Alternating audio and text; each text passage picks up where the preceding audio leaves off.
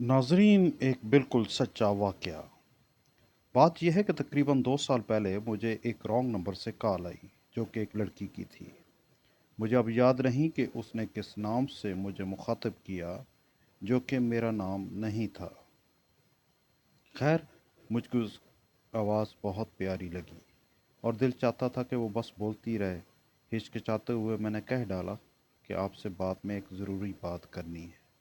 तीखे लहजे में उसने पूछा, क्या बात करनी है और क्यों करनी है? मुझसे कोई जवाब ना बन पड़ा तो वो बोला, कोई ज़रूरत नहीं, आपका नंबर गलती से डायल हो गया जल्दी में। तो मैं दिल को कड़ा के सच कह दिया कि मुझे कोई ज़रूरी बात नहीं करनी, बस आपकी आवाज़ इतनी प्यारी है कि दिल मचल गया। अब सुनता ही रहूं, प्लीज़ सिर्फ एक बार मुझसे बात कर लें। दूसरी तरफ खामोशी छा गई। इधर मेरी सांस रुकी हुई थी कि पता नहीं क्या फ़ैसला आएगा। आखिर उसकी ठंडी सांस सुनाई दी और उसने कहा, ठीक है, सिर्फ एक बार, लेकिन मैं खुद मिस कॉल दूंगी, तो आपने मुझे मिस मैसेज या कॉल करनी है, वरना हरगिज़ नहीं। मैंने जल्दी से कहा, ठीक है। उसने कॉल काट दी। अगले दिन मैं शाम तक उसकी मिस कॉल का इंतज़ार करता रहा, लेकिन कोई कॉल ना आई। मेरे दिल ने कहा, उसने मुझसे जान छुड़ाने के लिए ये शर्त रखी, वरना वो कॉल तो ज़रूर करती। शाम से रात हुई और मेरा दिल बुझ सा गया। अचानक रात गए मेरा मोबाइल बजा। दिल ने कहा, शायद वही है, और दिल का कहा सच निकला।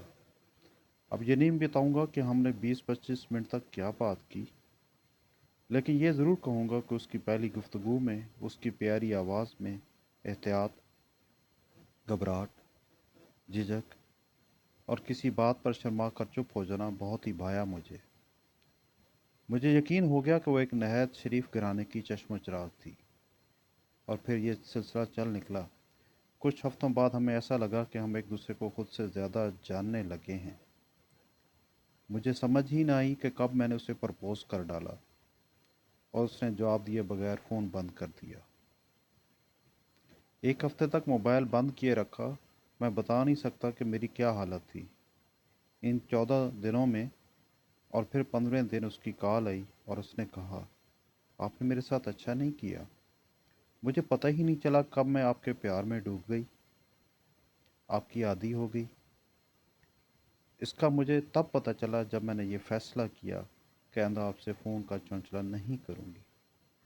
लेकिन चंद घंटे बाद ही मुझे पता चला कि आप तो न जाने कहाँ तक मुझ में अपनी जड़ें उतार चुके हैं। चंद दिन मैं खुद से लड़ती रही, आखिर कब तक हकीकत जुटलाती। आज आपसे हार मान रही हूँ।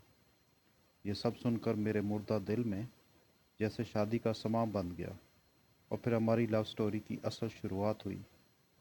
2 साल उसकी पढ़ाई में और मेरी तलाश मुआश में कैसे बीत गए पता ही न चला। हमने अपने बच्चों के नाम तक सोच लिए थे। फिर एक दिन मेरे बहुत इसरार पर उसने अपनी तस्वीर मुझे फेसबुक से सेंड की। उसकी तस्वीर उसकी आवाज़ से बिल्कुल उलट थी।